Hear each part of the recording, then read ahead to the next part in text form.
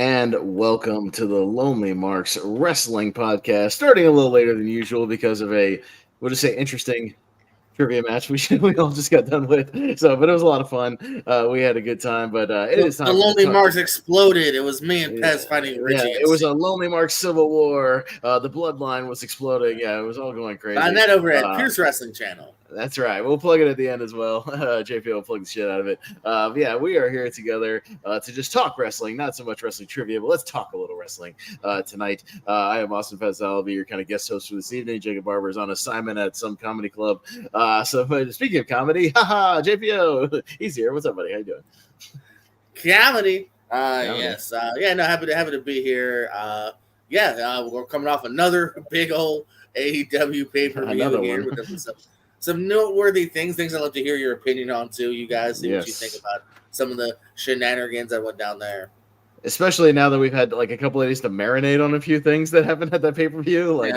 Let's actually talk about it, see the aftermath. We'll get into all the AEW shenanigans. But Richie Goodacre, how's it going, sir? How are you? Yeah, not too bad. We'll get into it. But yeah, it was cool because I don't get that opportunity to watch AEW a lot with you guys, but I did, so that was fun. He was there. So yeah, we'll get a chance to recap, and yeah, it should be fun and a big news week as well. Yeah, no, I was gonna say that it actually works out that we're only just kind of reviewing one pay-per-view and doing news because there was quite a few newsworthy things on all the different shows and whatnot. As far as the WWE shows, NXT even this week had a very newsworthy, eventful show that we could talk about, and of course Dynamite had some interesting stuff in the follow-up. So kind of a lot to get into. Maybe we'll kind of try to go in like chronological order other than AEW because we're going to fold some of the AEW news into the pay-per-view because some of the pay-per-view stuff kind of goes into like Dynamite and like what happened afterwards. So we'll kind of fold that stuff in. So we'll put AEW on hold just for now. So maybe we'll start with WWE. We did have a segment. I think the one kind of newsworthy segment of SmackDown was that Cody Rhodes called out Jacob Fatu instead of Solo Sikoa in that segment. Which is a little interesting. Do you guys think they're going to pull the trigger on a Cody Rhodes Jacob Fatu? Is it too early for this? Or what's going to happen with this? Or is it just kind of an extended setup? For something else. JPO, any thoughts on where this might go? Because they did a promo where he was talking to Solo, and then he said, "I wasn't talking to you, I was talking to him." And he looks at Jacob Fatu, and he's maybe gunning for him. So what's going on here, man? What do you think? Now, this is an interesting one that I'm really not 100% sure. I mean, obviously there is juice in that match for sure when they get to it. Is it too soon though? Is this just Cody trying to build some, the tension between the bloodline? Maybe getting that going already here. So I don't know. It's interesting nonetheless here. I feel like we were still just kind of touching upon this new bloodline. They appeared on even NXT this week here, attacking that tag team title match here.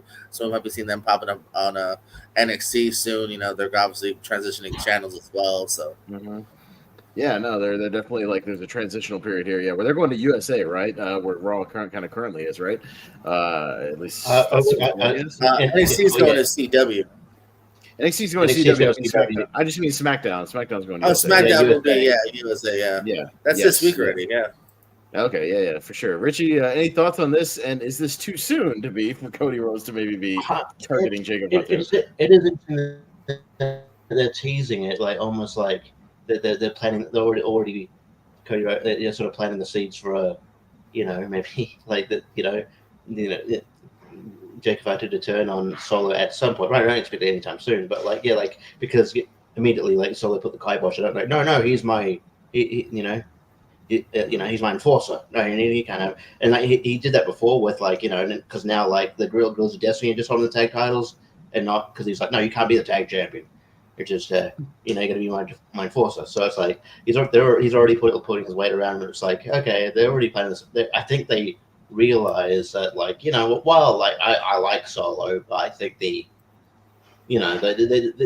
big potential is I think they realize that there's a big potential and the people that are more likely to get behind is Jacob Fatu. But I do hope they this is just seeds planted for down the road, and that we don't get this too soon.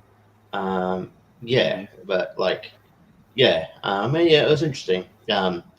It is interesting to note too. I mean, I don't know if there's anything that cage match is going to open the show. The Solo and Cody. So yeah. Yeah, I mean, they're making a big deal for the debut episode, so I mean that's a big deal, I guess. And yeah, we're gonna get some debut episodes because that they're hyping up a lot of things, right, JPO, for that NXT on CW debut show. Like they're putting things in place for that debut show to kind of try to pop a big number. They've already I feel like Randy Orton. I know CM Punk for sure has said. In fact, CM Punk's there next week just to hype up what he's going to do the next week. So, I don't know if that means he'll do a match or the announcement to the announcement. Yeah. Star. Yeah. No, but I mean, like, that's kind of cool if it's that big of a thing that he's actually going to appear, just to mention why he's appearing the next week. So we'll see how that trends out. And I mean, there's even, I'll go ahead and say one of the news notes I had is rumors of this could be the Motor City Machine Guns debut. There hasn't been much word as to what they're doing with them. So are they just saving them for the big TV debut? Maybe. Yeah, no, that could be interesting.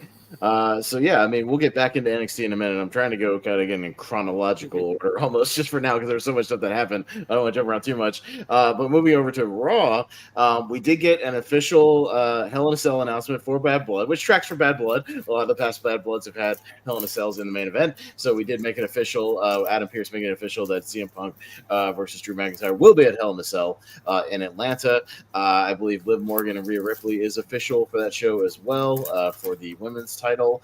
So some things getting put into place for Bad Blood. A few notes about Raw itself. That an interesting thing came out that with their mini renewal that they did for the rest of the year, Raw is going back to 2 hours for at least like 3 months or so. Just for a short period of time, Raw will be a 2-hour show for a little while. And then take this with a grain of salt. Dave Meltzer on one of the Wrestling Observer Lives was like, in a passing thing was just like, oh yeah, I confirmed the Netflix Raw show will be 3 hours. I would take that with a grain of salt only because Netflix hasn't put out a press release or anything yet. So I would take that with a grain of salt. I don't think that's confirmed. Yeah, he heard from a friend with a friend who knows a friend of a friend, but he's also heard a friend of a friend of other things that have been proven to be incorrect. So, but also Triple H is also like hasn't been shy in saying that like writing a third hour is really hard. He'd rather do 2 hours. So I guess so. Unless Netflix like orders 3 hours and that's part of the deal, like I don't know. I'm just saying I wouldn't take that so serious because until we get a press release, you know what I mean? Like so. I waited for a press release on that, but at least we do know confirmed that at least from October to December, Raw will be 2 hours. So, any thoughts on you guys? At least temporarily, Raw going to 2 hours and kind of being a little more old school, JPO, anything like that? I feel a little bad for the roster because I feel like people might get left off now. But as far as the consumer, there's a lot of wrestling within the week. So 1 less hour, I don't hate. 3 hours is kind of. Has always been a little tough, a little bit of a chore. The greedy part of me says, like, that's more matches, more moments here if they do it correctly. But I don't mind it being a little bit tighter. Yeah, for sure. Richie? Yeah, I mean, 2 hours is definitely more palatable. I don't think, a 3 hours should just be reserved for pay-per-views, pre-promoted events when you're going. But like 2 hours is fine. I think 3 hours is just it wears you out. 2 hours just feels a bit more tighter here. You could tell, and I think the ratings, most of the time tell you that the crowd dips out after like the second hour. There's a few exceptions if they have like a hot segment or whatever, a hot angle, but like they've always struggled to maintain their audience in the third hour. I thought it was like a better idea to go 3 hours. It'd be easier watching TV for a couple of months, and hopefully, it'd be cool if Netflix just kept it 2 hours, but we'll see. Yeah, for sure. So we'll see what happens with that. Yeah, I'm waiting for something official from Netflix, or WWE, just like some kind of official press release before I go with that. We'll see what happens. By the way, SmackDown's going to be 3 hours this week. Did you know that? Oh God, damn! Don't make 2 3-hour shows, please. I can't do 3 hour shows. 3-hour shows, like, look, to me, 3-hour shows, I don't like them. They drag on too long. Unless it's a paper. I don't like it every week, But like, I don't mind. Like, for instance, SmackDown is going to a new channel. Maybe there'll be a debut, some return. I heard they're going to bring out like a semi-reunion type thing. So I don't mind a specialty. The draft episode, 3 hours. Raw 1000, whatever. Weekly, special episode. Yeah, whatever. No, I don't mind it being this week with 3 hours, but every week, Yeah, I think between the 3-hour nitros of the late 2010 or the 2010s that everybody would just drag on about, 3-hour nitros back in the day just like went on way too long. I feel like 2-hour shows are just tighter. That's just me personally. And then you could still do matches in there. You can still hit all the storylines. I think, especially if you have 5 or 6 primary storylines, I don't see how you can't hit them all. In 2 hours. I've seen it done on the older shows. Like, you can do it and be efficient. So we'll see what happens. Just one more Raw note. I thought the Bret Hart Gunther segment was awesome. I fun. It was really fun. I didn't realize Gunther was so great on the microphone. Gunther, if we did, I was going to tell you, if we did a most improved on the mic, I think at the end of the year, Gunther would be like my number one most improved on the mic. Holy crap, is he great?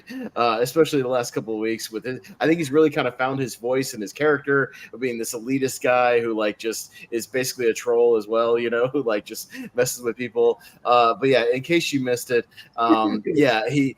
he came out, kind of did this passive aggressive, like, oh, Bret, you're a childhood hero to everybody, or a hero to me, blah blah. You'll always be my second favorite wrestler of all time, or something like that. And so you're waiting for it. Of course, you think your mind immediately goes to Shawn Michaels. He's going to just say Shawn Michaels, but he swerves you and he goes, and of course, my favorite of all time is Bill Goldberg. And even Bret cracked a smile and was trying not to laugh. Gunther was trying not to laugh before he delivered it. I thought that was a brilliant kind of troll line. The crowd loved it. Yeah, Richie, what did you think of this promo? This promo was amazing. Yeah, it was great. It was a great troll line. It was amazing. I'm glad that they, kudos to Bret for like, even agreeing to do it, because it is a running joke that Bret talks about Bill Goldberg every chance he gets in interviews. So yeah, I'm glad. He's so very sensitive about it. So yeah, I'm glad that. I did think it was a great line. I'm enjoying Gunther a lot as this very elitist heel. I think he's just cemented his spot up the top of the sort of food chain here. But yeah, and I'm looking forward. Even though the result just seems in it, well, I'm looking forward to him and Sammy again. But I'm just loving Gunther at the moment. He might, when we do our year end, he might be he'd be up there as one of the better best of the year in my opinion. JPO, any thoughts on that, bro? I just thought that clip was so funny, and I just thought it just worked. Yeah, most improved on the mic, maybe. JPO with Gunther, I'm loving it. Yeah, no, I think he's really become into his own self here. I mean, not only obviously in size, I'm way more stealthier than he was, back in the day, but I think way more comfortable on the mic too. Maybe the only thing you could argue potentially kind of holding him back is, otherwise he was just kind of this stoic presence, which worked well for him. But now we're kind of seeing a new edge to him here as well. Here, like you said, 100%. Holding his own and very, very entertaining segment that, like you said, if maybe on pay-per-view it said I'd be intrigued by a Gunther Bret Hart promo, I'd be like, really? Bret can barely cut a promo anymore. Gunther really can't. Like, all right. But no, they did it. This was fun. A good use too of a legend too. Sometimes they're there just to be there, but this actually kind of used and involved Bret and Sammy coming to his events, and this was I thought well done. Yeah, no, it was really good. Good stuff there. So, kind of event worthy Raw with Bret Hart, a couple more, Bad Blood matches getting added. Are they still doing the Intercontinental kind of little tournament thingy? I heard Jey Uso won it, but I think it's just going to be. I don't think it's going to be in the. From what I read, it's not going to be in the pay-per-view because they've already got 5 matches sort of lined up. And then 5-match thing, baby. Yeah, they set up. They did confirm Damian Priest versus Finn Balor. That's your confirmed third match for now. And every time they've mentioned this IC title match, there's never been at Bad Blood attached to it. So it's assumed that this will be a Raw match. And technically, it wouldn't fit anyway because I'm Braun Breaker and Jey, so I don't really have bad blood per se. It's just a match. I don't think you need to have. I don't think every match. I doubt if I look up Bad Blood '97, everyone fucking hated each other. I don't know, but like, it seems to be the theme this year, though. I guess, but also it's easier to stick to a theme when you only do 5 matches. I know, but that's not what they're doing. And yeah, obviously, I wish that the Intercontinental title and the US title, for that matter, would feature in the 5 matches. But for the most part, it doesn't. That's annoying. That's kind of my number one qualm, and I know I feel like I'm beating a dead horse here, but that's my number one qualm with the 5 matches is that we are losing, these titles on pay-per-views. You know what I mean? The tag titles 0 times. The IC is ignored. The US is ignored. Like that kind of sucks. Yeah, it does. Because the last IC title match was SummerSlam, right, on pay-per-view. Yeah. So it was a squat. Basically, it was like a few minutes. Very short. 6-minute match here. You know what I mean? So Braun is kind of, I wouldn't say it's unproven, but it'd be nice to have a solid 12, 15-minute match on a pay-per-view to really solidify Braun. Because I'm sure that's what Raw will give us. I'm sure Raw will give us a solid, 15-minute match, 2-segment match.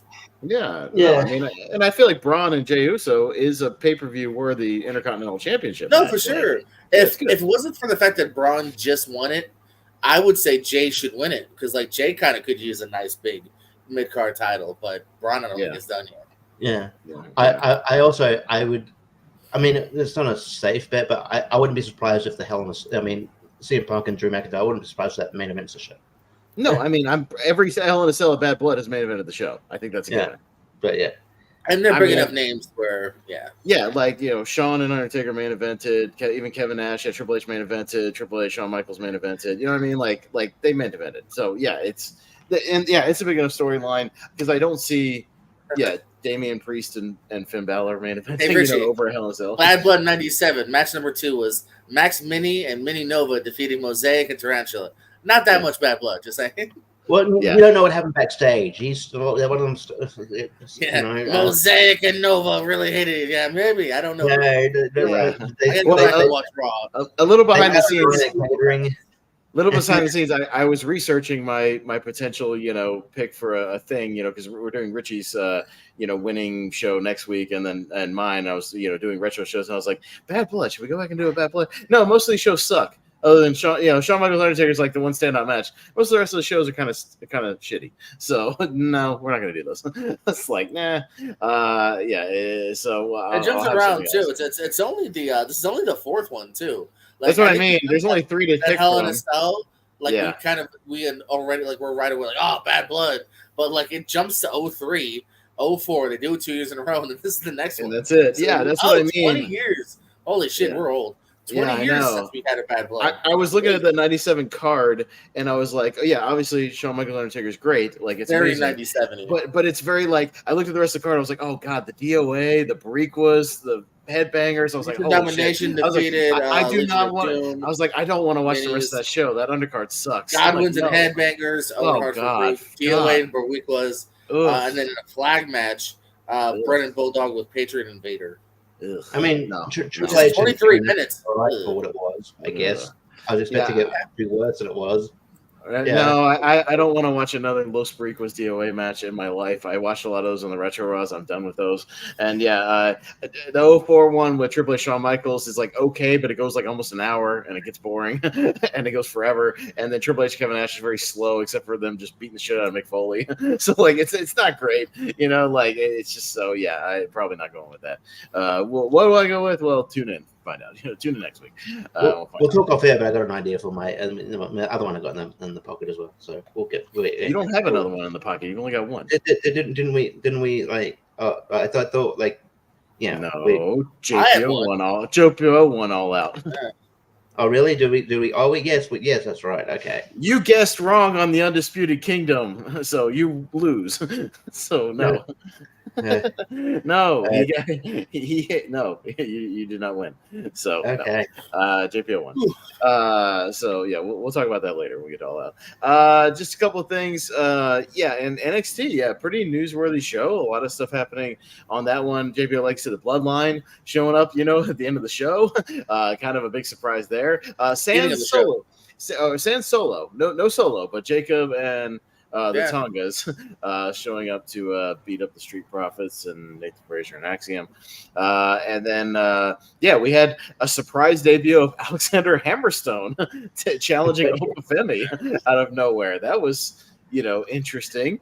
Continuing the TNA and the TNA crossover. Yeah, I mean that's a guy who I'd like to see get some shine there. And then Julia got a decent pop. Yeah, no, he did. Julia making her in-ring debut against Chelsea Green. Jordan Grace, having a match there. So I mean, a lot of a big JPO, did you watch the whole NXT episode? Pretty newsworthy one overall. Yeah, no. What was that? I think it might have been our friend Eric was like, "Did you watch?" Like, you should. So yeah, no, I did. No, it's fun. Still good stuff here. Leading to Wesley and Zach Wentz will have a street fight. I think they said at one of the upcoming NXT shows here. More build up too of even stuff that's bleeding into TNA now because Wendy Chu's about to go to the TNA pay per view in a couple days. Yeah, Victory Road. So Hammerstone popping up too. When they showed a big ass boy, I was like, who's big and around? And I was like, Moose? No, I forgot about Hammerstone. So that was cool. So yeah, no, I enjoyed it. Good episode. Still build up here. Trick Williams winning the last man standing match, so it'll be Trick and Ethan at CW. Which makes sense. I could see Trick maybe getting it back. We'll see.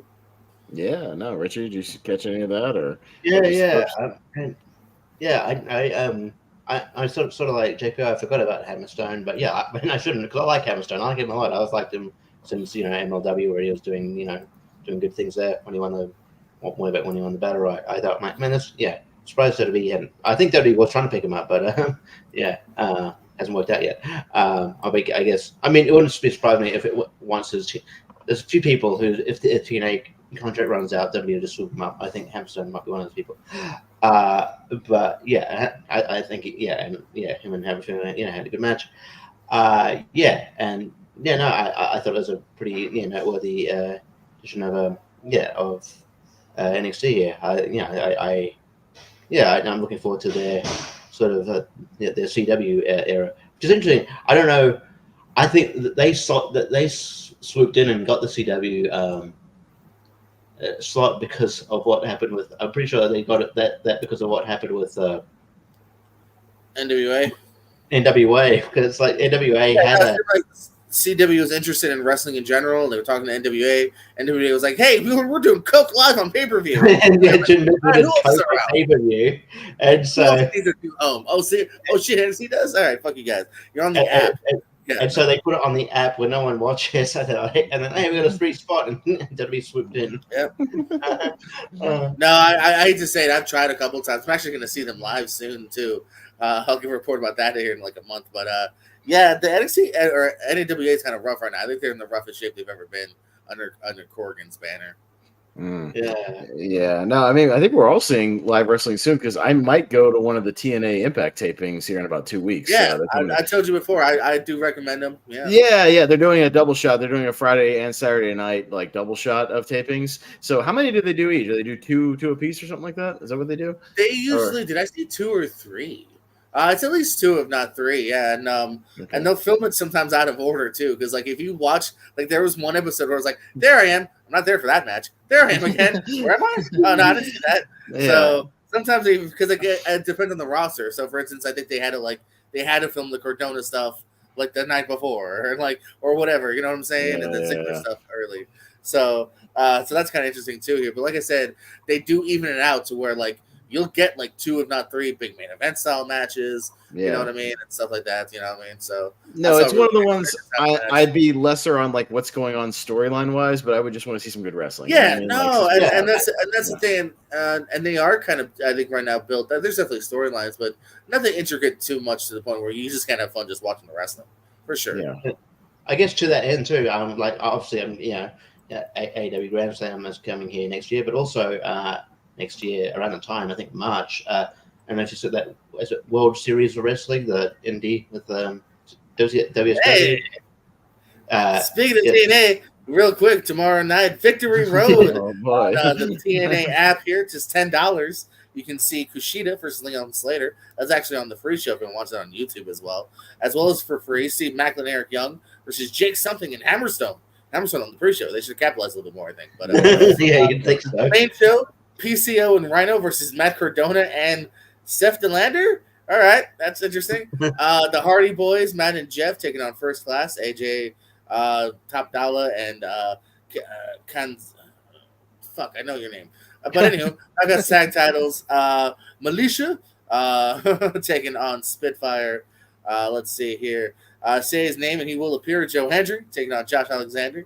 I mentioned before, Wendy Chu popping in from NXT to take on Jordan Grace. And Moose is challenging one-on-one with Nick Nemeth. So, yeah, a full 8-match card there. 9 if you count the pre-show. They might throw in another pre-show as well here. So, again, cheap price of $10. Yeah, no. I mean, are they doing most of them on the app for $10, or are some of them still pay-per-view? It's the same thing as when they did the YouTube stuff. It's like 3 times a year, maybe. It's like it's back to $40. Like the Bound for Glory, for instance, in October, it's full price.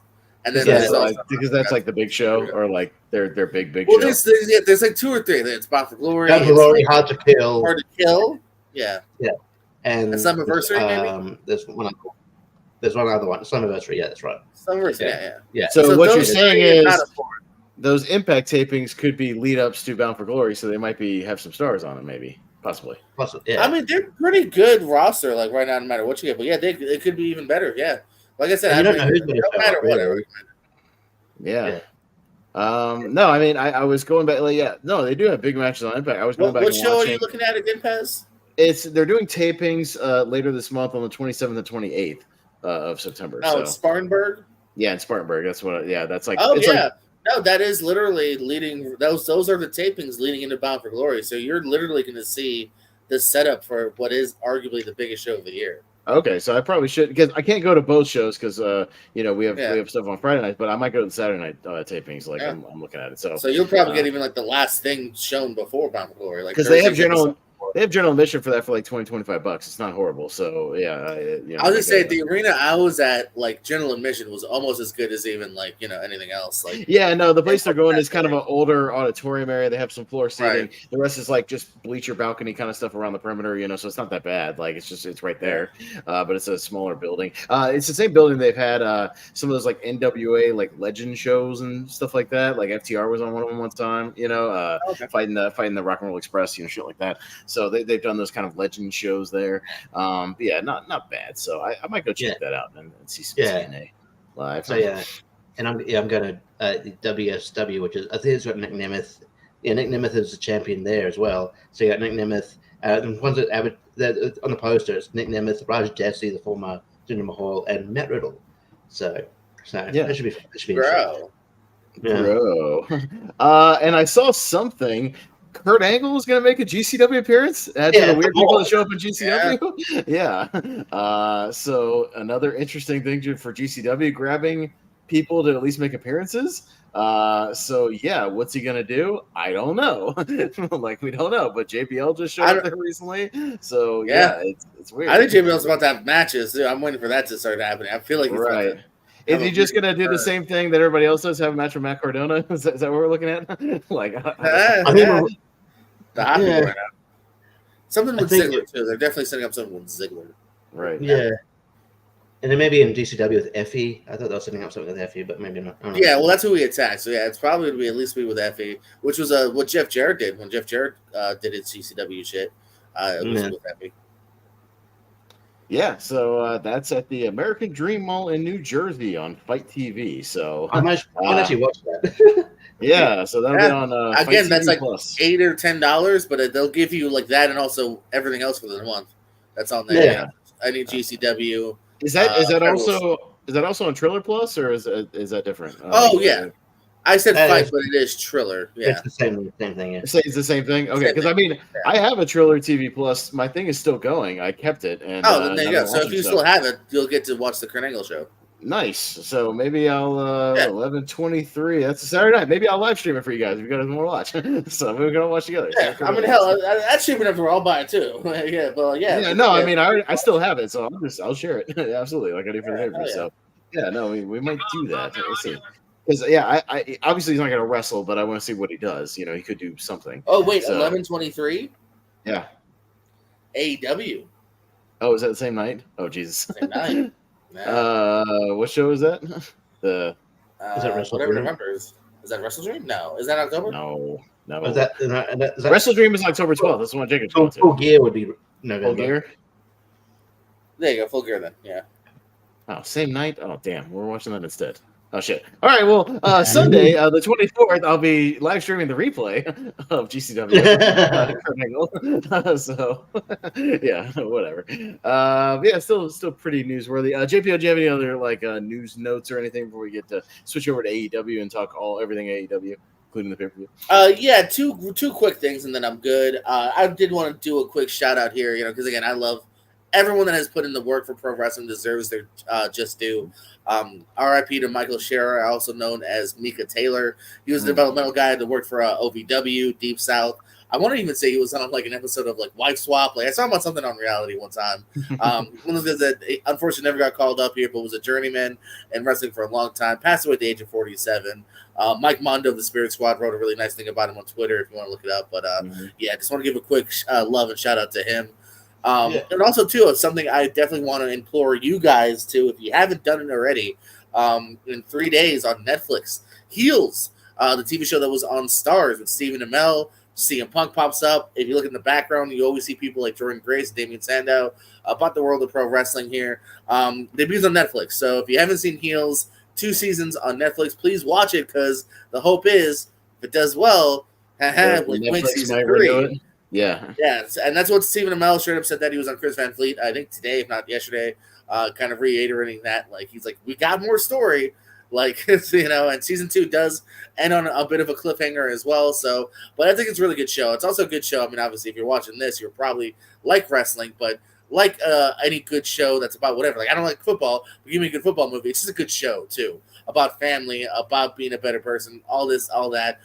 Mike O'Malley, yeah, everyone know who Mike O'Malley is? I know. I was literally just going to say that, JPO. I was like, I found a fun fact the other day just going through his Twitter feed, because I thought he was in the movie Sing Sing. There's a guy in the movie Sing Sing that looks exactly like Mike O'Malley, 100% exactly like him, but wearing glasses. And so I was looking at Mike O'Malley, and then he was like, I was like, is he uncredited in this movie? He's not in the credits. I know he's an actor. He was in Sully. He's been in movies. What the hell's going on? It's a different guy who literally looks exactly like him. You see Sing Sing, you're gonna go, oh, that's Mike O'Malley doing a weird voice, and it's not. It's weird. It's very, very strange. Look him up. And it's also the character's name in the movie is Mike, so that threw me off also. That's funny. Yeah, I know some people kind of play themselves almost. Yeah. The character is called Mike, and I was like, what the fuck? What the hell's going on? But yeah, no, I was literally gonna say I found out Mike O'Malley's a producer on that show. I was like, what? He's a producer, and he's like the runner of the anti-league, their opponents and whatnot, and kind of as if a GCW was evil. They're in a hardcore. The main company you follow with Stephen Amell is more old school wrestling, right? And Mike O'Malley is so fucking good and I only know from sitcoms. He's a Nickelodeon host turned sitcom actor, but he's so good as the evil bearded anti-promoter. So I just want to give him a shout out. He's really fun to watch here. Amel's great. CM Punk's fun as his is it's Rabid Randy or something like that, where it's he comes out with as if he's a rabid raccoon or something like that. So yeah, I'm just saying it's a good show. So yeah, give it a watch if you guys have Netflix subscriptions, so that we can get those numbers up and get a season 3. I'm trying to ask if you knew who Micah Taylor was, because I saw that Adam Pearce posted something as well. I mean, it's one of those guys, man. You look up his career, a journeyman, been around for a long time here. A lot of friends and people that love and respect him here. I know Luke Gallows was close with him as well. Yeah, so I think sad to hear 47. Yeah, I think he did mocap for some of the games as well. He did. That was actually I saw that in one of his obituaries. Big mocap guy as well. One of the trusted people that they knew was again a good hand. They knew he could do the moves well and smooth. So they brought him back it seemed every year for a while. So yeah. Yeah, so I was trying to find a picture of Sean San Jose, the guy who's in Sing Sing. I swear to God, he looks exactly like Mike O'Malley, especially in the movie. And yeah, I was trying to pull up a picture of him, but because I swear, if you watch the movie, I was like, oh, it's good to see Mike O'Malley getting independent work in a good movie. If you put Sing Sing and Mike, it just comes up with that damn Seth MacFarlane. No, that's what I was there. Yeah, so I was going to different things. So I don't want the fucking no. Come on, Google. I don't want this. I know. I didn't want that. So I pulled up his IMDb instead, which he barely has one. But I swear he's bald too. He looks exactly like him. It's so yeah. In the movie, I was trying to find screenshots from the movie, but it's hard to find because it's not a big enough movie. But yeah. So I mean, he's done weird stuff. He looks like him. Like, I mean, you can kind of see it, but like in the movie, I swear it was him. Wait, do you have it up? I'm sorry, I wasn't looking at it. I was trying to do my own research. Yeah. I mean, you can kind of see him there. Okay, yeah. I don't know. In the movie, he looks like him, and his character's name is Mike, so it threw me off. Yeah, so it was weird. Anyways, a weird Michael O'Malley tangent from Guts and Get the Picture. Well, that's what I'm saying. Yeah, Guts. There you go. I was trying to remember what the Nickelodeon thing was. No, Guts and Get the Picture. He did two game shows. Yeah. It's funny to just see that guy like drop a lot of F-bombs and be an asshole. Oh yeah, no, totally. So yeah, there we go. Richie, do you have any other oddball news things, or should we move on? I don't have any. Not really any. No, I'm not. Not really oddball news things. No, I think we pretty much covered everything that I can think of. Really. So yeah. Things pretty much cover everything. So no. And like I said, any AEW news that came out this week, which was stuff that came out this week, we'll kind of cover as we go through All Out, as it pertains to different storylines and people and whatnot. So we'll kind of cover all that. Like great fucking rematches we never thought we'd see. Oh yeah, no, that's a big deal. But again, we'll get yeah, like a match that we've all been clamoring for that's going to be on free television. I feel like you could pop a pay-per-view rating with that one, but all right, sure, Tony. Maybe they're trying to. Well, they're also like treating that episode as like a fucking big thing, so I get it. But I know, but I feel like people would pay to see that, like outside of AEW. You know what I mean? Like, they also want the ratings though, so it's 50-50 in my opinion. They want the ratings too, so yes, we'll get to it. But also reminds me. I mean, hopefully not and sell tickets too. If those tickets haven't sold, like those tickets might be selling now. It also reminds me of like maybe some. Would it also be like? I don't know. We'll get to it, but Oasis is going to be there. So holy shit! Like that's a big deal. Yeah, it's going to play Nigel out. Yeah, with his theme song. Is that for sure? I got a little. That was confirmed. Oasis is going to be there playing his song. Yeah. They must cost heaps of money. They're putting whole. Tony Khan will spend it, baby. Anything we can tell. We can tell from these last few years. Tony Khan will do that for you. Yeah. So let's get into All Out. We had 4 pre-show matches. I won't go through every single one of them, but we did have 4 pre-show matches. Again, loading up the people. Lots of multi-man matches, trios matches. All AEW is allergic to singles matches on the pre-show. They sure are. But yes. We had. I'll just run through real quick. The Acclaimed beat the Iron Savages by pinfall. Hologram, Sammy Guevara and Dustin Rhodes beat the Premier Athletes.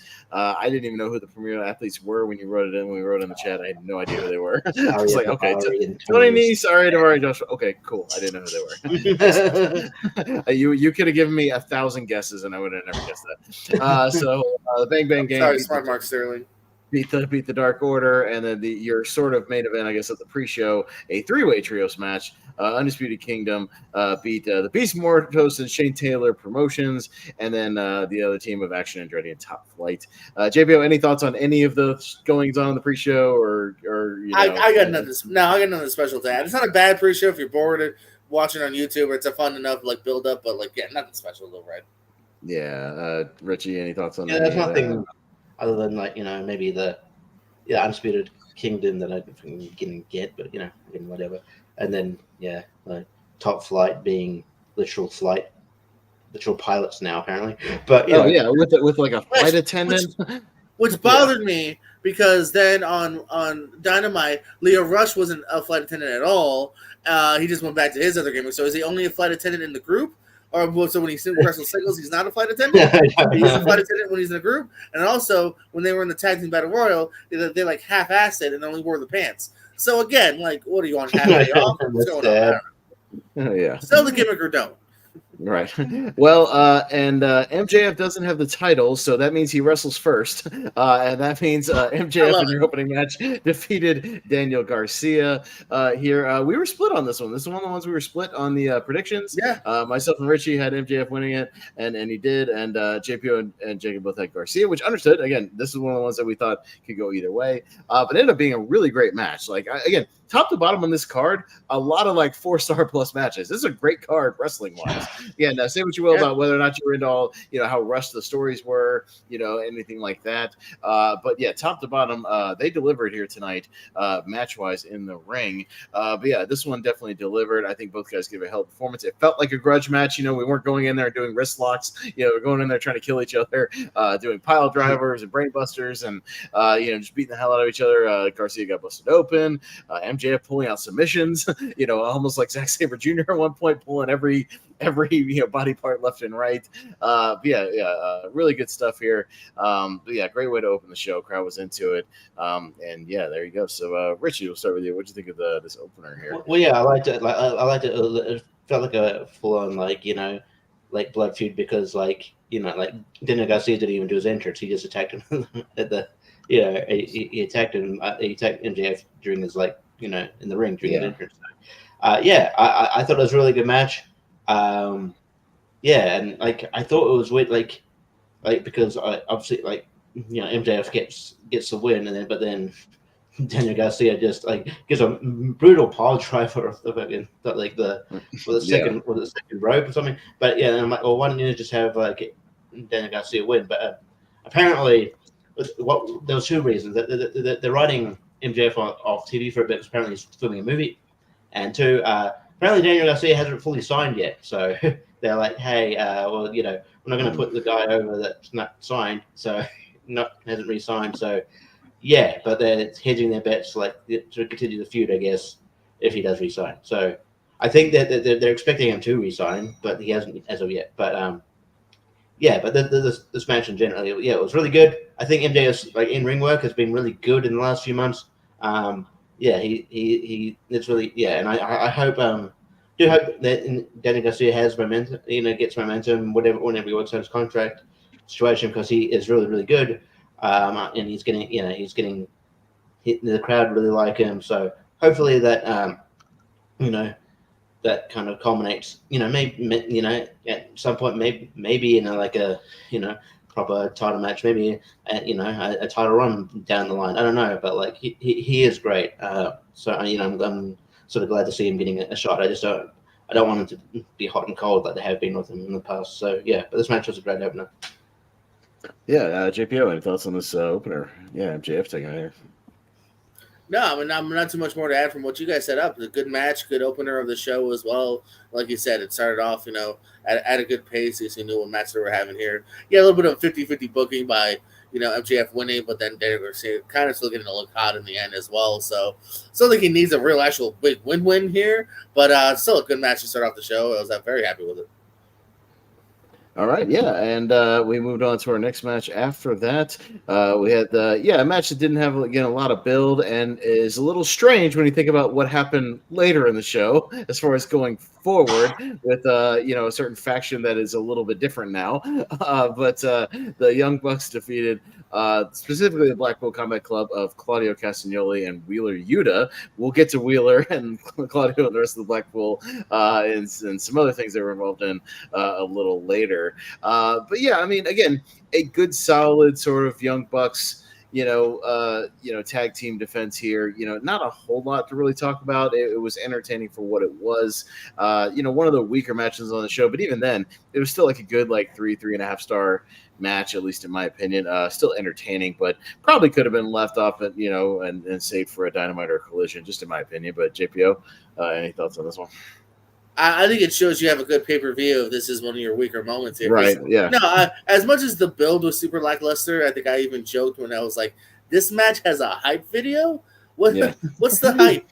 Right. Last week, hey, you guys got nothing to do? We got nothing to do? Want to fight? Cool. There's your hype. That was literally There's a couple of hype packages where I'm like, okay, I don't think this needed a hype package, but cool. Well, I mean, well edited. I'll give them credit because they did find something that they kind of fought before. They tried. So yeah, no, I mean, I knew from the get go, as much as it was kind of a whatever last second match, that it would still be a good match here. I mean, these four are extremely talented. I think, and even on paper, I was like, oh yeah, that could actually probably will transition very well to the ring. I thought it was a good match here.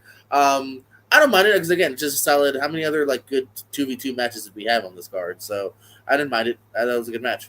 Yeah, Richie.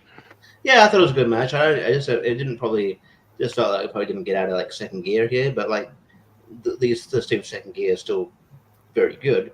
But yeah, like they clearly weren't like going hell for leather really. But you know, it was still, you know, they could get good chemistry. Really good match. Yeah, I mean, my gripe is there's probably other teams that are like sort of, bit, you know, who could probably use the, I don't know, like the opportunity more. I don't know, like it just felt random considering, the BCC are already champions and they're already getting a title. They already got a title, but it seems to be a theme in AEW sometimes. Hey, you got a belt? You want another one? So but as we'll get to, and we I mean, hell, it was a theme tonight. Jack Perry also technically doing the same thing. Yeah, and we'll recap who the number one contenders are for the tag titles going forward. True. Theme continues. Yes. Yeah. So but yeah, good match. Yeah, decent match there. And then we probably had, I mean, arguably the match of the night, because I think, some people might have been down for the carnage and whatnot later.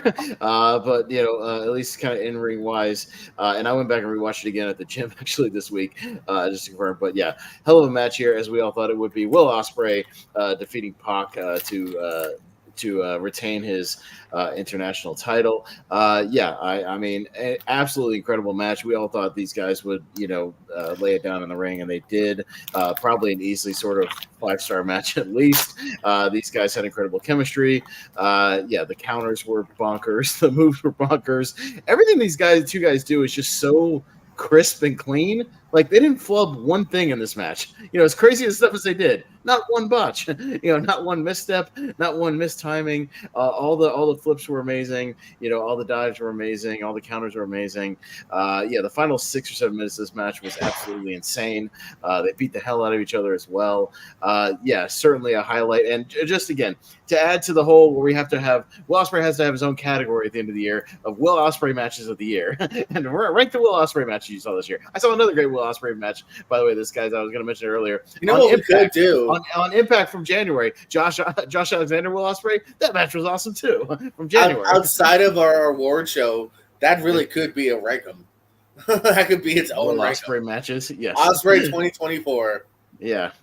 Just rank all of his matches, TV, pay-per-view, whatever. Yeah, other companies, anything, whatever you saw. But JPO, Will Ospreay defeating Pac here. Yeah, your thoughts? No, I mean, it matched expectations, which is again a really good indication because the expectations were high. As you said, we've joked that Ospreay seems to not fail pay-per-views, even TV really not fail. And these two are just super crisp. This was good. We almost thought it might be even later in the card because when we came out third match, we're like, "Oh shit, we weren't ready." Cool. But we perked up in our seats. We're like, "Oh boy, let's take a pee break. We're going a pee break, but then let's do a pee break now." We're gonna calm down. No, we're bringing it up to the next level here. So yeah, it's a great match. Probably my match of the night because again, I like a good, just straightforward one-on-one, and that's what this was. Yeah, no, very very good here, Richie. I love the match. I love the psychology. Sometimes like these matches are good. Unfairly get labeled. Oh, there's no psychology in the match. There was no psychology. Like Pac like spamming poison ranas all the time, and they're just like the counters, this poison rana, and he was determined to work in the neck and the poison rana. It was great. But that sequence, that beautiful sequence where Pac goes for like I think it's like a moonsault, and then Will Ospreay catches him, and then at the last second, Pac flips over and counters into a DDT. I'm like, just brilliant. That was great. And then just give me more matches like this, please. It was fantastic. I think as a pure like wrestling match, this is the best match on the card. It's fantastic. So, and then it set up. We all joking. Ricochet is watching backstage in a suit. Apparently, you watch TV, and he just goes to the arena to watch TV, and he watches it in a suit. All right. But So I mean, they're definitely teasing that. So that match. Well, I mean, there was a follow up to that on the actual pay per view. I can mention right here because Will Ospreay then was backstage, got interviewed briefly. He has a little confrontation with Ricochet. Throws a little shade at him, saying, what are you just here to collect a paycheck, something like that. And then he challenged him to rack up a few wins and come challenge me for this belt. And Ricochet kind of seemed to take him up on that offer. So there you go. Yeah. So whether or not that happens at the Grand Slam thing they're setting up, like you said, JPO, with that match we'll get to, or if they do that at Wrestle Dream or whatnot, we'll see what happens, as far as where they pull the trigger on that match, or if they hold off on it for a little. I don't know. We'll see. As far as where that goes, we don't have anything confirmed just yet. But yeah, I mean, we pitied the poor bastards, no pun intended, that had to follow this match. But goddamn, did they in a different way, and perfect placement, I think, for a match like this, because it was kind of the complete opposite of Will Ospreay and Pac, in that it wasn't a catch-as-catch-can classic, but I think it's kind of what you needed to keep the crowd invested, as Chris Statlander defeated Willow in a Chicago street fight. And holy hell, did they beat the hell out of each other in this match. Good God almighty, did they damn near kill each other in this one. All kinds of crazy spots, trash cans, kendo sticks, thumbtacks, tables, off the stage, just all kinds of stuff. A true kind of grudge match in the sense where they just were killing each other. There was a spot where Willow got powerbombed on the announce table, and there was a delayed break. Boom, boom, boom. Yeah, kind of one of those delayed ones. There was a split on some thumbtacks. All kinds of stuff. But yeah, crazy stuff. They got the crowd into it. They ended up having a good 4+ star match. I mean, this is a hell of a match, as far as maybe one of the best women's matches of the year we've seen so far. But Richie, what did you think of this? I think they followed it quite nicely. Did a great job. Yeah, no, this is really good, and this is what like Jacob Barber said. It's kudos to them for that. Not only following this match, but getting in "This Is Awesome" chant after Will Ospreay match. That's an accomplishment in itself. These two have good chemistry. It is definitely one of the better women's matches I've seen this year. Probably on, probably on almost on par, maybe on par with the one we saw at All In with Mariah May and Tony Storm was great as well. But yeah, I like how they just sort of let the best women's matches I've seen in AEW are the ones where they just let the women just go, just beat the shit out of each other. Like a couple of years ago, it was Britt Baker and Thunder Rosa. That match ruled. I thought this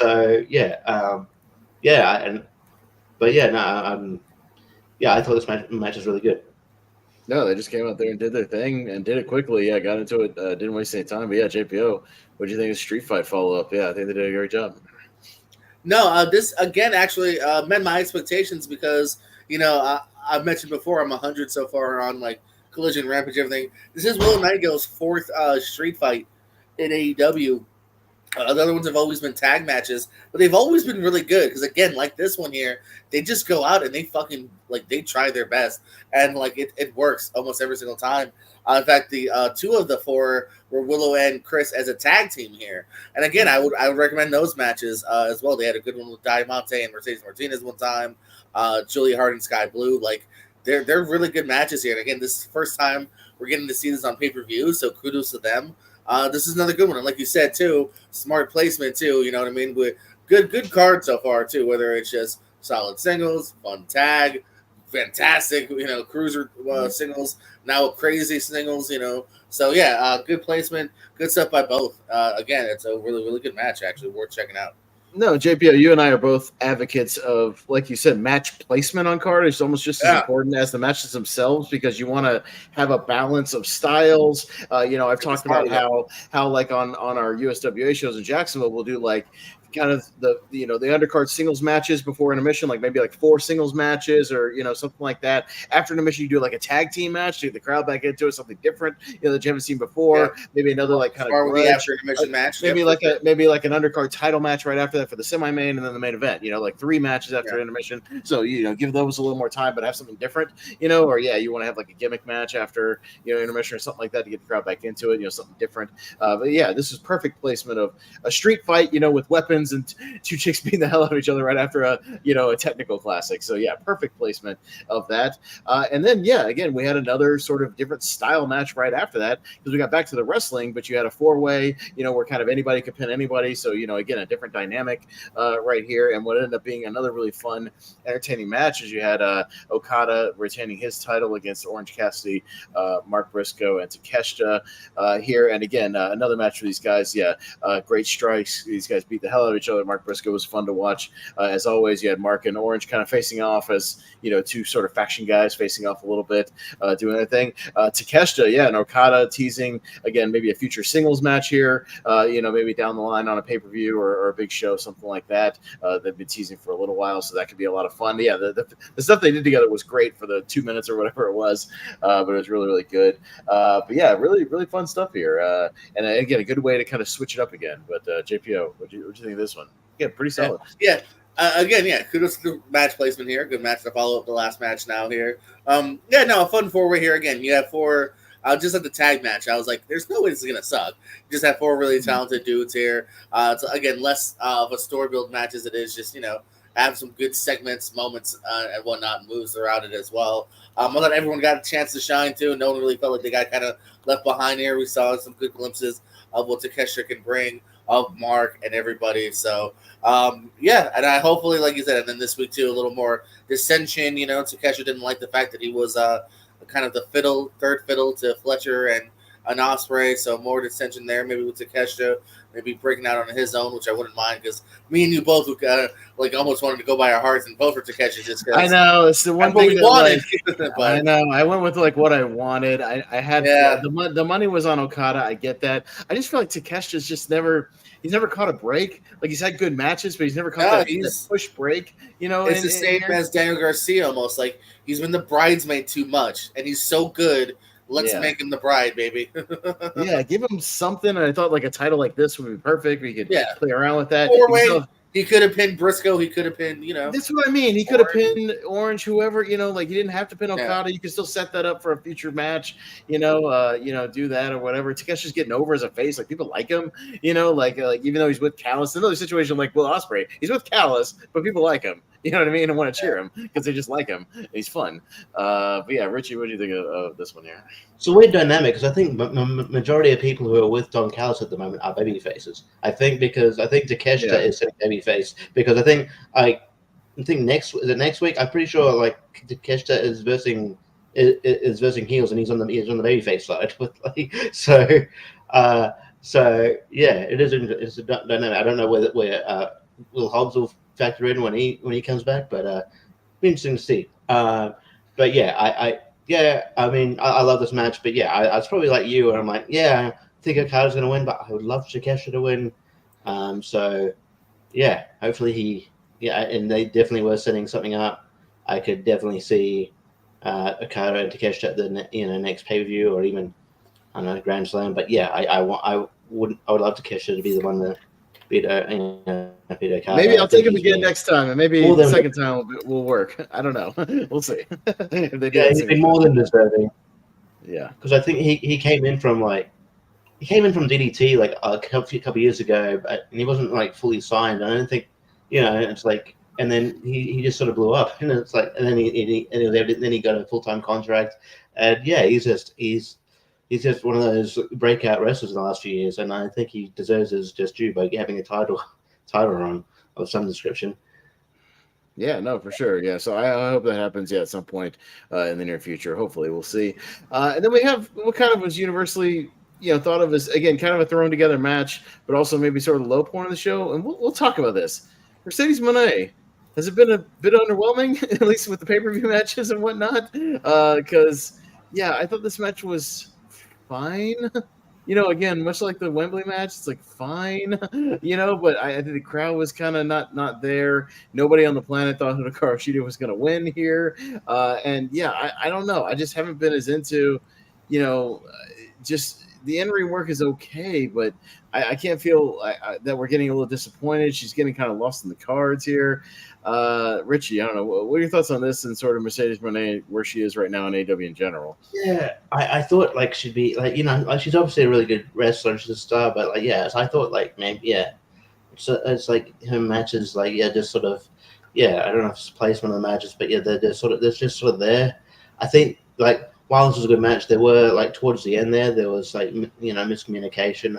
I think there was one point where like like it was like that was it like there was a move that she did as good the katana or whatever, and I think she just leveled Monet. That's why she kicked out at one, and then she rolled out to the ring, and then quickly into the finish. So, but beyond that, it was like all right, and beyond, and then like obviously Monet's finishes not we documented it's not doesn't look good usually. I mean, especially on like Big Bird, but it's all right. It's just a very complicated finisher, but I don't know. I just think maybe she just needs him to be in bigger profile matches because the one with Britt Baker I could put it down to like Britt Baker was also coming off injury and like she had ring rust, but I don't know. I think it's just like there was nothing really much special going into the match. Maybe I think this was one of those ones I was alluding to where it was like I don't know why this match needed a video package either because there wasn't much build to this match. I feel like if you're going to have a Mercedes Moné match, there needs to be a lot of build to it. Like the build to it, Water and Britt Baker is pretty good, but like I feel like there needs to be more build to a Mercedes Moné match considering she's supposed to be your biggest woman star on the roster. So I don't know. Bit of underwhelmed with her run so far, but I don't know just how they're using her, or maybe not doing her any favors, but. Maybe she just needs to be promoted better. But I don't know. This was a match. It was fun. Yeah, for sure. JPO, your thoughts on any thoughts on this match and just Mercedes Moné in general right now? Yeah. Well, it does kind of suck to say this is probably my least favorite match of the night. Again, almost a backhanded compliment because it's not bad. It's watchable, but I don't know if it's as you guys have stated, like there's no juice in Monet possibly losing. In fact, what's weird is I was just looking at some Hikaru Shida facts for you. One, she already lost Mercedes Moné like a month ago. That was somebody she defeated on Dynamite TV. So this almost feels like they kind of are just running out of options for her already. So like we've already seen her get defeated by Hikaru. And also too, weird fact too, Hikaru Shida has the longest reigning women's title run and the two shortest as well. She wanted the second and third runs were super short, and her first one was super long. So I mean, and like you said, maybe we need a bigger build, better promos. This one was fine. You had Camille get banned from ringside, but it was like, all right, whatever. But we didn't have like anybody else interfere or anything like that played into that, or anything. It's like nothing that didn't come to anything. No, it came across fine. This to me, maybe because the other one was at least a different kind of match. And it was maybe a first time ever match. I could be wrong, but like this felt more like a Dynamite Collision like main event, maybe like or opener. Yeah, for sure. But we got back into the really good stuff here because I think the show did finish strong with these last two matches and certainly had newsworthy things happen in them, obviously. But Bryan Danielson putting that title on the line against Jack Perry. And what I thought was a hell of a nice surprise of a great match here, actually in ring. I think these guys really threw down and had some pretty great stuff, some good storytelling here. Jack Perry, I'll give him credit. He brought it in this one. I thought the sells on the Psycho knees at the end were awesome. He's doing 360s and spins and he gets to those knees, all that kind of stuff. They look brutal. But again, these guys beat the hell out of each other. They laid it all down and had a pretty great match. Well, let's talk about the match first, and then we'll talk about what happened after the match. JPO, let's talk about the match first. Then we'll get into the angle after the match. All right. Good idea. Yes, I agree with that. Because I think there's kind of they're two separate things here. So two separate discussions. Because matches up was good. Might even surpass my expectations here. I think like most people, when it was like, oh, Jack Perry, okay, I thought we were kind of setting up Christian or maybe someone bigger or maybe somebody that doesn't already have a title they should be defending. But I think this is a good test of Jack Perry too. Because also this wasn't necessarily having the main event right on his shoulder. I think if this was the main event, I think I might be a little disappointed. Because I thought it was like pretty good, but not like great, like as you could with a Danielson title defense. But again, it's not. So this is the perfect chance to test out Jack Perry in a main event title match here with Brian Danielson. Fuck. So don't pull a Jim Ross, JPO. Come on now. Oh my God, I swear it's so funny too because I used to do the opposite, and somehow I'm now back to still in my WWE head somehow for some reason. So yes, but no, I thought this was again another pretty good match here that I thought even surpassed my expectations a little bit. For sure, yeah, Richie. Yeah, we'll get into the match here first, and then what happened afterwards. Yeah. Okay. Yeah, the match was good. I think Jack Perry's coming into his own as a heel. I think the heel's sort of a bit of fit for him. And I thought he did really good heel work. I think they had good chemistry, and I think it was a really good match. And I liked his, like you said, I liked Jack Perry's selling. I even liked it at the end where he kind of, that's what where I knew he was done, but he's just like, just give it to me, come on. And so it was good, but I guess maybe the only thing is you knew Jack Perry wasn't going to win. Maybe it was there'd be a bit more question mark if he wasn't the TNT champion, but it was a good match. Yeah, it was good stuff. So then, post match, we had first a tease. Christian Cage's music hits. It looks like he might, to most of JPO's chagrin, cash in his little contract. I wasn't alone in thinking that. Oh, this is a cash in, being confused by that. And then also somebody else pointed this out. I forgot who on the stream pulling this out. They just fucking did that with the TNT. I did, because they did that. Christian did that with the TNT title. Yeah, well, that's what I mean. That's what's even more egregiously wrong about this is that you did this gimmick already. Yes, fucking stop. Yeah, so he goes to do it. Luchasaurus out, everybody's out there, but the Blackpool Combat Club intercepts them on the ramp and kind of scares them away from doing that. So Danielson feels and all is good. The end. And then all is great. It's looking all hunky dory. And then they grab Wheeler Yuta and Claudio uppercuts the hell out of Danielson. And then we had Moxley's attempted murder of Bryan Danielson because I almost feel like this deserves its own thing because boy has it been a topic of discussion. Plastic bag because he grabbed a plastic bag and attempted to kill, legitimately murder, as the crowd chanted "This is murder" of Bryan Danielson with a plastic bag. Eventually, let it go. The EMTs run in to give him oxygen. Giving oxygen to a corpse, really, but all right, I guess so. But apparently Danielson is alive. And again, to kind of follow up with this, then we're like. There was weird stuff on social media where that I was pointing out in the group where the AEW, Twitter page was like, we don't condone the actions of Jon Moxley and we'll not be showing any footage, whatever. And then a day later it was like, see Jon Moxley live on Dynamite. I'm like, what the fuck? What? I'm like, so, but you'll promote the attempted murderer? And then also people were blowing up, and I know she wasn't a part of it technically, but Renee's Twitter feed of hey, you're living with an attempted murder. You should probably get out of the house now. You should leave. You should escape the country. Cops are coming immediately. What do you got? Oh God, yeah. Oh no, I remember this. Yeah. Somebody tries to choke Forte. Murder. Yes, that's what Moxley should have done. That's what I mean. And then they just leave. We don't, he's doing this, but cops don't come out, security doesn't come out, no agents come out. Nobody gives a shit about your world champion being murdered on pay-per-view. Again, a weird angle. I again, like you said, JPO, I fully expected okay, we're all going to beat him down, bloody him up, hit the finishers, everybody just punching him, maybe use a chain, use some weapons, whatever. That's fine. We've seen that angle 100 times, the faction turns on the guy, whatever. But was this necessary? Really? I don't know. Let's talk about it, JPO. Let's talk about the whole angle here. What no, that's my only setup here. Oh shit, sorry. The full event's on YouTube still, by the way. I don't know if anyone full event. You can find the entire event. Oh my God! So I'm rewatching clips of it.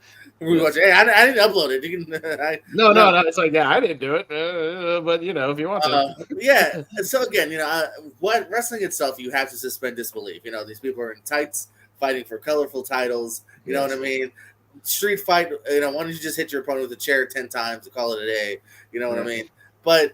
Yeah, like you said, if it had been a beatdown, because that's all for and we all were kind of, as we watched it live together, we're like, they're hanging out too long. Now I don't trust Moxley. He's evil. Yes, he's fucking, he's more vicious than ever. And sure enough, so I'm all for it. Then the plastic bag is just to the point, and they did it too. If it had been like a few seconds just to wind him, yeah, I probably would have been moved on and been fine with it. But it was to the point where it's like, okay, one, Daniel Bryan should have ripped it more than he did, which I'm pretty sure he did in real life. But in storyline, he's still gasping. No, because I think he did, and then Mox tried to like put his hand over to cover it a little bit or something, like, you know, because I know he did. Obviously, that's the thing you do to prevent him actually suffocating, but still, it's the image of it. It's like, what are we doing here? Yeah, just to move on to murder territory is a little too much here. I get it. He's supposed to be a lunatic fringe. I don't know, whatever his new gimmick's going to be here. I liked the Wheeler stuff. I actually like the fact that this was done kind of without Wheeler's consent, and he was legit like, no, my body, my mentor. I wish we'd gotten a follow-up on that on Wednesday. We didn't. There was no Wheeler or Claudio. Because he's part of the Trios champion with Claudio and Pac, so that's odd. Yeah. They were not 2/3 were not even on TV this week. Another reason to have maybe a legitimate trios in that ladder match going back to Wembley, like maybe the learning tree or something instead of a makeshift one just out of nowhere. Again, a little strange. But I guess Pac is a little. Well, see, now I don't know. Wheeler's part of the group, but at least Pac's a part of the group now. But whatever. So yeah, I'm just iffy on it. I don't hate it to death like some people do. I find it a little too much. That's all. A little over the top. Sure, Richie. Yeah, apparently, from according to like reports or whatever, like Moxley watched that Australian movie Romper Stomper with Russell Crowe recently, and he really likes the film. But obviously, he can't go full Romper Stomper because the character in Russell Crowe plays in Romper Stomper is a neo-Nazi, so it's not going to go that way. But in terms of his his cadence, because I saw the video they played on Dynamite. They uploaded that. I saw that. So in terms of his sort of his violent tendencies, I guess he's going to go that route. But yeah, it's just a bit weird, especially if you're going to be like, oh yeah, we're not going to intro this. This is disgusting. When you're literally your next match is people killing each other. I don't know. Just it seems a bit weird. A match where we're absolving all responsibility for anything that can happen in the ring, maybe up to and including murder. Including murder, and then a few days before we aired an arson that could have been attempted murder if somebody was in the house. What are we doing? We're blurring lines here. And then I've always been a bit weird about Lucha Underground was a bit different because it's like filmed like a movie, I guess. So yeah, although murder is weird there too, but that's why I've never been a fan of Tony D'Angelo and the family because how do you do murder on a wrestling show? Yeah, you're a PG wrestling show. How are you supposed to do your gimmick properly? He's a face now too. You're a face wannabe. You're a face wannabe Goodfellas. You're a Goodfellas guy in cosplay. That's what you are. I don't like your gimmick. You suck. I'm very. But yeah, I don't know. This was weird, and I don't know. And then the fallout from it is interesting too. But we'll get to that. Shouldn't the announcement on Twitter have been we've issued a warrant for Jon Moxley's arrest for the attempted murder of our world champion? Shouldn't that have been he might be rewarded with a title shot. Hey, what's your reward for almost killing our world champion, our head of the he gets company? A call out Darby and somehow shoehorn his way into a title. And he takes the title off Darby, who did nothing wrong. Yeah, you get to be in a main event on the next big show. What? What are we doing? So you are endorsing. So next time, any of the AEW undercard guys, maybe we haven't been TV in a while. Just go try to murder the world champion, and you'll get a title shot. It'll get you right back on television. So yeah, should we mention now because we're kind of in that territory, the Nigel stuff?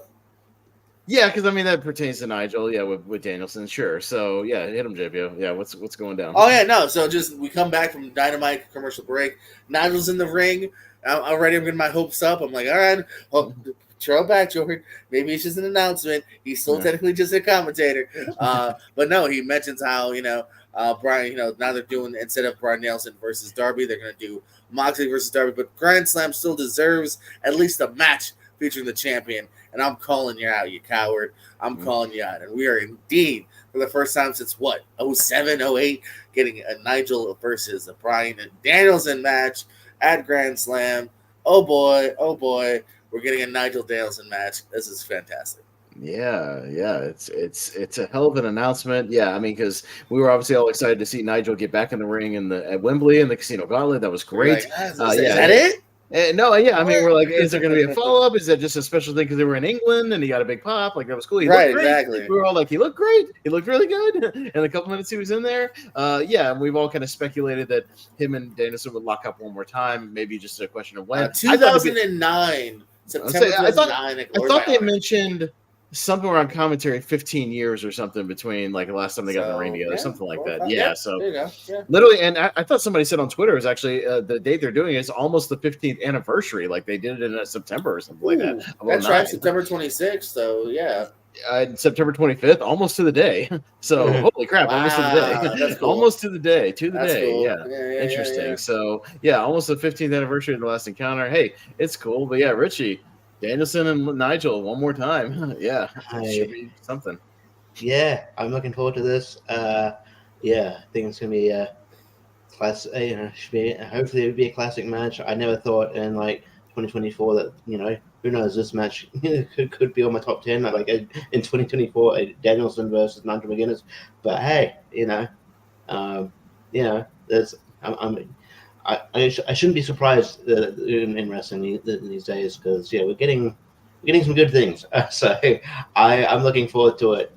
So we're checking off a lot of things on our list we didn't have like in the cards. Like we talked about like that Battle Riot where it's like I did not have Minoru Suzuki facing off against Ernest the Cat Miller on my bingo card. Shit like that. Or like is it Violent J from the ICP? Against Minoru Suzuki. Violent J and Tom Lawler is Battle Cat exchanging chops. Yeah, hell yeah. Yeah, like there's a lot of weird. Hey, anything can happen in wrestling. JBL showing up at GCW. Like, what are we doing? Like, and Impact. That's what's great about wrestling. You never quite know, man. You never know what'll happen. Yeah, anything can happen. But it is an exciting time for wrestling. That's for sure. There's a lot going on. But yeah, one word to the wise, Nigel McGuinness, if you see this, don't do that spot where Danielson just pulled you into the ring post a bunch of times and nodded your head up really bad and probably gave you a concussion. Remember that thing where he just pulled him into and Nigel took it head first into the ring post over and over again and got that giant baseball on his head. The hematoma. Yeah, like don't. Sorry. Hey, don't get us copyrighted playing All Out. What are we doing? So 4 seconds of noise. Yeah, I know. But yeah, don't do that, Nigel. Please, I don't want you dying in the ring. Please, we don't need that. I know you guys both want to wrestle till you literally can't anymore. But please, yeah, don't die. But speaking of don't die, I'm not sure we thought somebody might die. Oh boy. No, I'm sorry. I apologize. Bryan Danielson versus Jack Perry was the main event, and the last thing we saw was the attempted murder of Bryan Danielson. All right, so that was All Out. That was a great show. You guys the lights go out apparently, but the lights didn't go out. But we're going to turn the lights off. But yeah, an unsanctioned lights out cage match where they left the lights on. They did kind of say that the official presentation is over. Justin Roberts at least said that, and now if you like to stick around, we have something else for you. But yes, we had like DraftKings. Yeah, but we had Hangman Page defeating Swerve Strickland technically via knockout, as they said in the opening of the match, the announcements, that you could win via knockout, pin, or submission. So there you go. But yeah, it was every bit as insane of a war. And again, as one people said online, the Texas Death Match was kind of more a better like match as far as like storytelling, like back and forth, like a type of match, but this was certainly a war as far as like just doing the craziest shit to damn near kill each other. We had the use of we had obviously chairs getting used. We had a staple gun bringing back. We then introduced a cinder block, and it was a legit cinder block, not a gimmick cinder block. When Hangman Page when he got power bombed on him, we saw his back get scraped up really bad and bleeding. So that was real. Yeah, and then Swerve did a vertebreaker on it. Vertebreaker. I was like, holy shit! Jesus Christ! Yeah, don't do a gringo killer on the thing, please. My God. We had top rope awesome bombs. We then had the introduction of a hyperderping needle near the end of the match. He drugged the guy in the ring. Yeah, we don't know if there was any drugs in it. It was just a needle he tried to stick through his cheek. But yes, all kinds of craziness ensued as these guys were damn. Oh, we saw the shard of the house used as like a knife, like a poker. Yeah, like a vampire snake. Yeah, like a vampire staking Swerve in the head with it, and then Swerve kind of crying over things like that, and then the match finally ends when Swerve is just about out of it, and Hangman grabs a chair and just absolutely waffles him right in the head. Shit, that was loud. With that thing, it was very, very loud, and knocks him out for the win here. Well, I mean, an unofficial win, because officially, I guess it doesn't count towards the win-loss records, which they got rid of anyway, so that really doesn't matter, regardless. But yeah, Richie, your thoughts on the match that didn't happen here with Hangman Page? Yeah.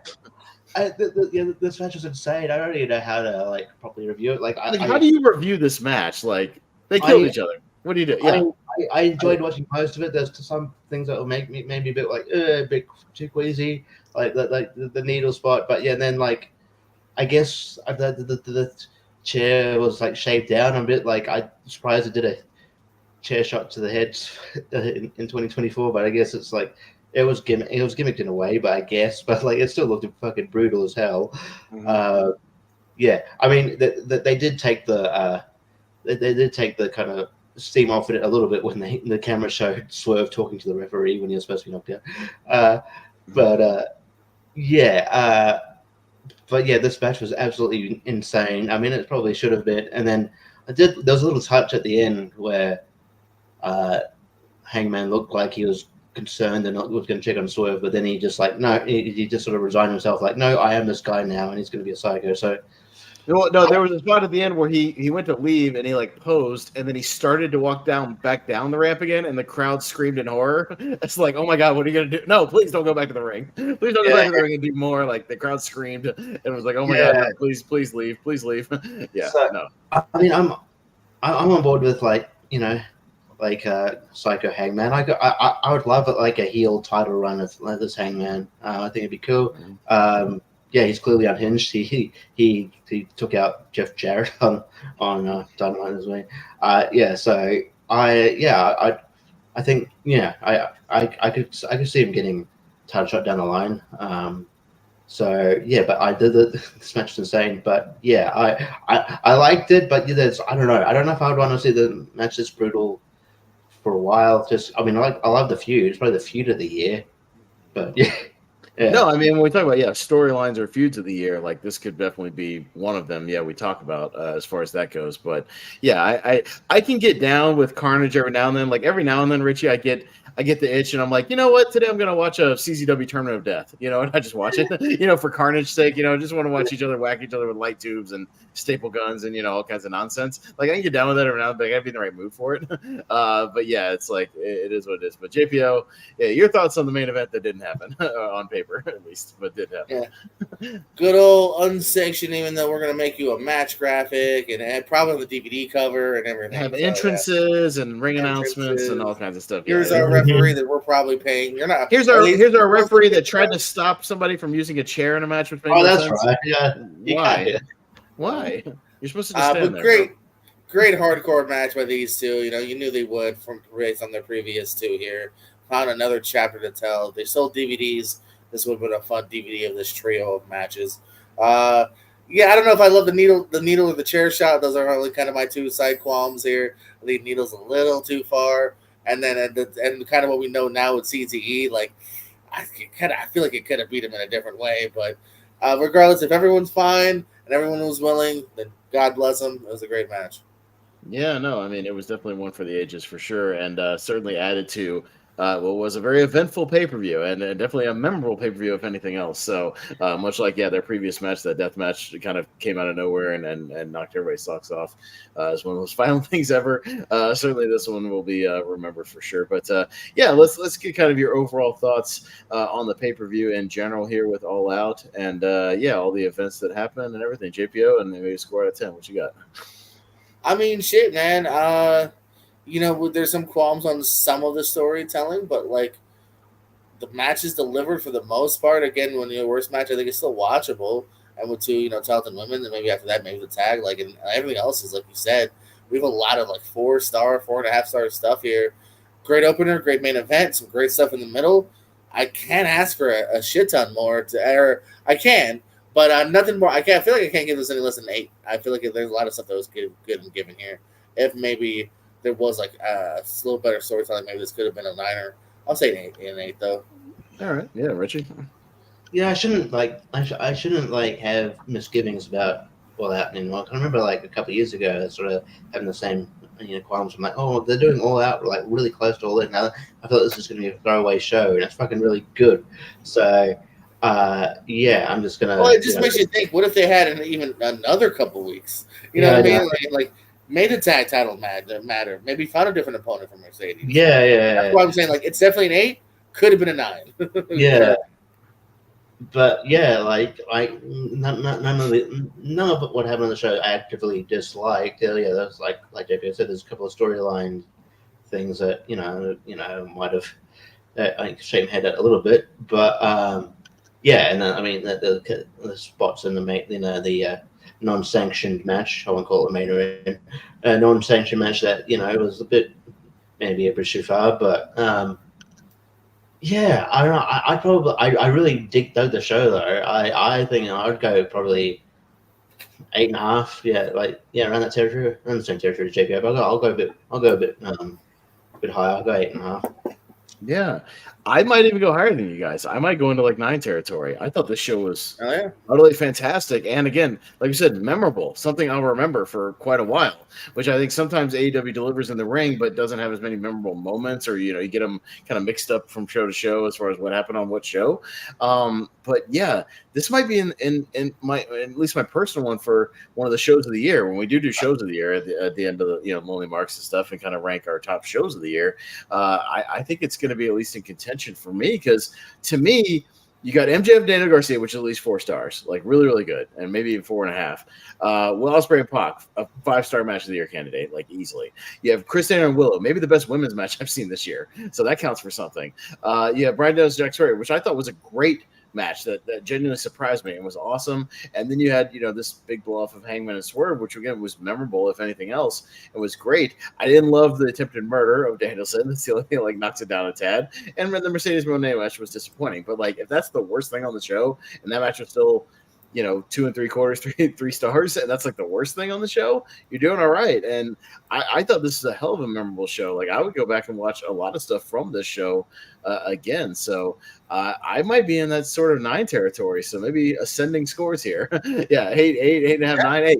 But everybody here. Recommendations. Yeah, but everybody's giving it very strong recommendations. Yeah, if you missed it, I definitely recommend it. I know they're selling a pack if you want to watch replays. I know Triller was doing the double pack if you wanted to order both of them.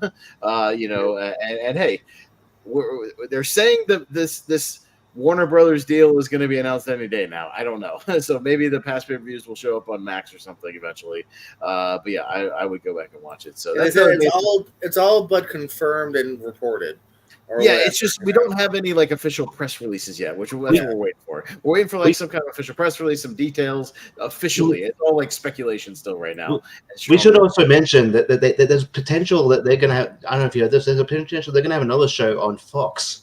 The show Shockwave. Yeah. Do we need another show? I feel like we're already kind of. I feel like you're at 5 hours. When WWE exited Fox, they did what WWE did in NWA. Oh, WWE exited. It's there's a slot there, so we'll just and then it looks like it might happen. So it's going to be an hour show apparently, but I don't know if it's what it's going to entail. It's hour 6. I mean, I guess it's technically what WWE does. NXT, if you count NXT, rather, that's what WWE does. Is main event still a thing? It is on the streaming app. Okay. It's either a Hulu or a Peacock exclusive. I always forget who has it first. Right. One of them is on a delay. One of them gets it right away. Same thing with NXT now. I don't even know if you know this, Bess. NXT has another show called Level Up. Nope. That's what Blake Chadwick. That's what Blake is. Yeah. Why can't Blake be the NXT guy? Why couldn't he move Vic Joseph up? I hope that he will be. I think it's just a stepping stone thing, except for Joe DeRosa or whatever his name is, who gets Joe Tascator or whatever the hell his name is. Yeah. But so technically WWE has in that case 7 hours if you want to include those two. But yeah. Okay. Yeah, so I don't. Yeah, Shockwave. Yeah, that's the thing. I know that's the rumor as well. But yeah, I mean, there's always strong rumors, but nothing confirmed yet, and we don't. That and just we don't know details. What does it entail? Does it mean pay-per-views are going to be streaming, on Max? Are they still going to be pay-per-views? Are they going to move the shows? Are they going to stream the shows on Max as well? Your Dynamites, your Collisions, all that stuff. I hope they will, because I'll watch more of them. If they put them on Max, like, or even at least a day later or something like that, I'll watch them because there are good matches I want to see. That AEW does have. Yeah, what does it mean going forward? As far what about past content? Are they gonna put past pay-per-views, Ring of Honor? What's the deal? So yeah, I mean that's all the thing I'm speculating right now, and I just want to know. I don't want to report anything, until it's official, until we see official press releases, official announcements, things like that. Meltzer just said pay-per-views, to be on there in some form. I'm like, I don't know what that means. Yeah, what does that mean? Does that mean the past ones are going to be on there? The current ones are going to be on there? Like, what does that mean? Yeah, I don't know. So yeah, are they still going to do actual pay-per-views, or is it going to be like the network with airing the premium live events? Yeah, what does that mean? I don't know. Yeah, so that's why I'm not like reporting anything or not really talking about it that much, because until I see something official with actual people. No, same. That's why I skip those things too, because it's all just like it's every week. It's like Warner's discussion. We're close. Any minute now. Cool. Yeah, they keep saying like you haven't talked about it when it's fucking done. The official announcement is like imminent. They've been saying that for like a month now. So yeah, I'm just waiting right now. We're playing a waiting game. So Tony Khan even came out to tell a live crowd at some. I think not this past Dynamite, the Dynamite before or Collision, something that we're staying, but it hasn't been officially done. Yeah, Dynamite, whatever, is here to stay. Yeah, they announced an extension of the TBS TNT deal. Yeah, all that kind of stuff. So yeah, I know that all those things are imminently going to be announced or whatever. So we'll see. I mean, if that's the case, yeah, great. It means AEW sticking around. So cool. They'll get a boatload of cash from the deals, like WWE does when they, make a deal with a network, and whatnot. They're making a ton of money on the Netflix deal. So, that'll keep the lights on, obviously. So yeah, we'll see what happens. Again, maybe we'll have some announcements in the next week or two. We'll see. But as far as the immediate future, what we've got lined up, I did miscount. I apologize, Richie. Yeah, you and JPO, because JPO hit the pre-show one to give him the extra point that everybody else just leveled out on, but you went perfect on the main card, so y'all tied. And so we tied, yeah. And JPO missed Garcia. And Miss Garcia. So y'all did tie. So you each get another one in the pocket. Well, so I probably just we don't have to set a date or anything, but I was just going to mention the how last year we did the PWI top 500. Yeah, they did it again. I think we did Did we do it for I think we did it from a certain number. We didn't do number one. We did the top 100. I think the 100. Oh, just the top 100. So yeah, the list came out I think a couple of days ago. So yeah, I was just thinking they're just doing that again at some point. So yeah. Yeah, no, that's definitely an option for one of those that we could throw together pretty quickly and easily reference for sure. But I know as far as next week, you talked about what you wanted to do as far as kind of another version of Rank 'em. So we definitely got a free week next week other than just covering news and then jumping into that. So you wanted to cover, go ahead. Yeah. It's just, wrestlers who haven't won the best wrestlers who haven't won the world title. And probably, you can interpret it like the way you want, but I'd interpret like people who probably, at this stage might not, but or they could maybe down the line, but it's more like the WWE World Title. I'm thinking more along the lines of maybe like the big like WWE World Title, or someone who's like maybe just didn't get to that main event like title like sort of moment that's like that has been perceived at that level, but never really ascended to that level. I'll just throw an example out there, like Ricky Steamboat, someone like that. Like just, like if you can think of people, best wrestlers who've never been world champion, and then we'll and just discuss that. We'll discuss the finer details as to which world titles that entails. If it's just WWE, WCW, NWA, or maybe even AEW, we could potentially include AEW in that because they are the number 2 company right now, So we could maybe include that as well because they haven't had that many world champions, so we could probably include that. And then you could talk about current people who you maybe think deserve it. So people who haven't done it yet or never did, in their career. So I like it as a topic, and we'll have some details behind the scenes as far as what that includes or excludes. You know what I mean? So we'll figure that out. behind the scenes. But yeah, I like this topic because there's definitely people you can talk about in that discussion. Maybe some obvious ones, maybe some not so obvious ones. We can talk about that, and then we'll do my pick the week after because we'll have kind of another dead week. As far as nothing because the next pay-per-view got to come up at Bad Blood October 5th, so we won't have even any predictions till the 3rd.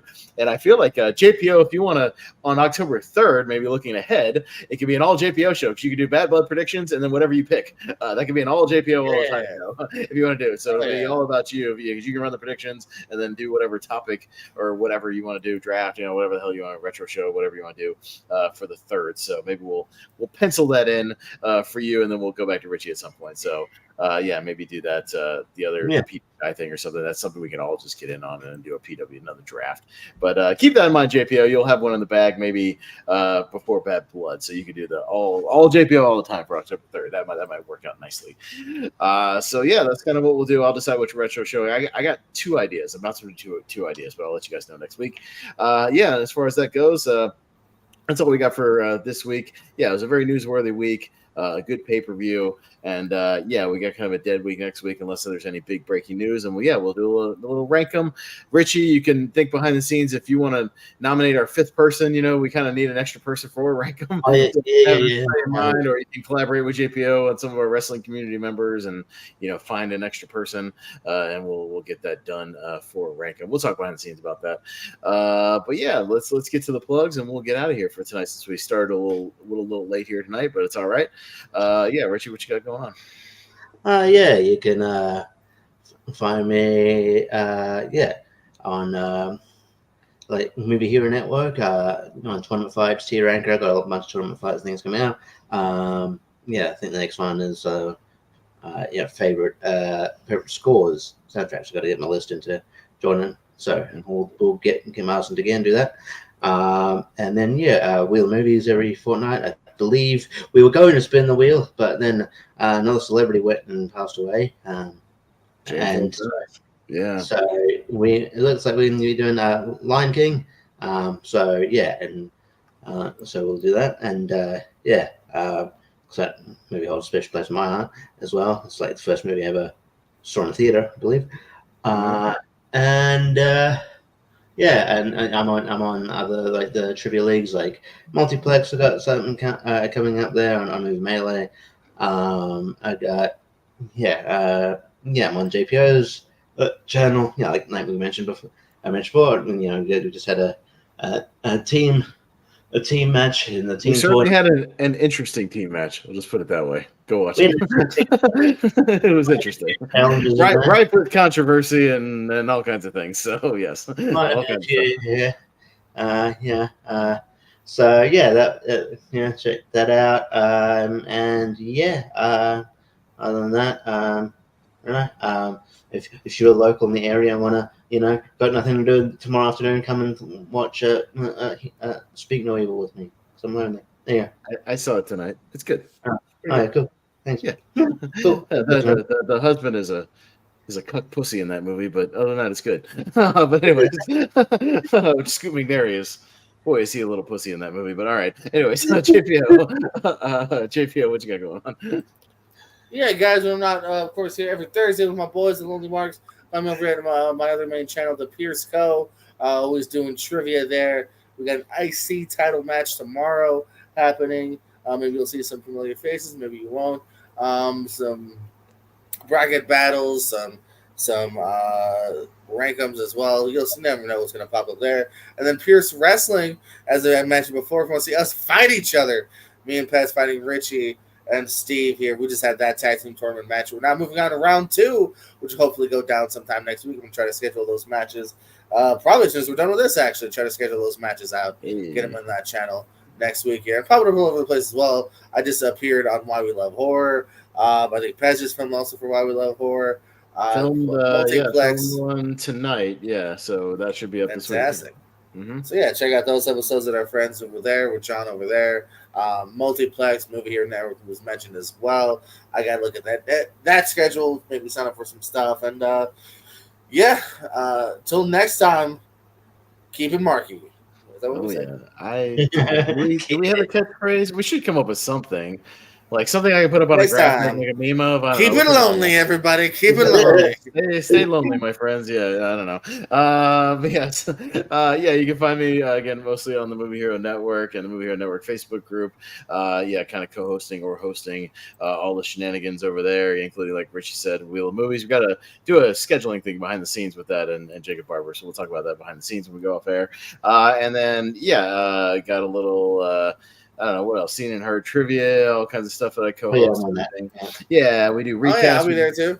Yeah. We're doing a little summer movie thing, or it's not so much summer movies. It's just movies where it's like hot outside. Hot. It's outside. It's hot. People are sweating all over the place. Things like that. So it should be very sweaty. Seen and heard. So we'll have some fun with that.